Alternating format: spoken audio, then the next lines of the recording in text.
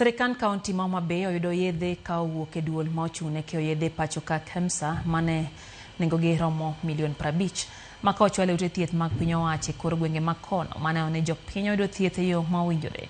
Yedhego ma KEMSA notero nyaka ute thieth mag piny owacho e kaonti no. Koro dhi miyo jopiny bedo gi yot kaluwore gi nok mar yedhe ma osebedo e kaonti no. Wayudo ler koya kuom jafwambo marwa Aliabich.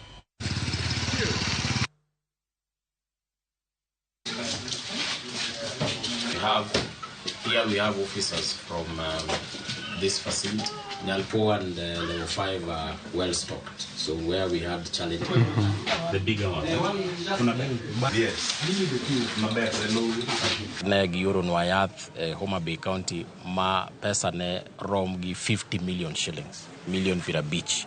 Mano se chopo kendo se or e facility ka facility. Gimiluongo ni last mile distribution.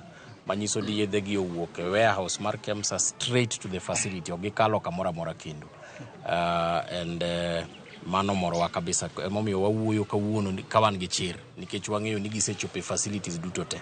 Sani wan gi gop KEMSA modong' manye wasechulo about 30 million pesa masani koro dong' en gimoro 70 million. Wa encourage ji duto te ni sani wan okang' mamalo as far as distribution mar yedhe nitie.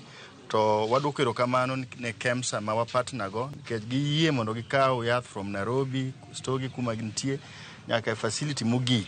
We are grateful to have them at Nyalkini, one of our facilities, to just witness the delivery of supplies from KEMSA. It's sometimes it seems as routine to flag off medication from maybe one point or the other, but this has come on, I will call it sort of support supervision.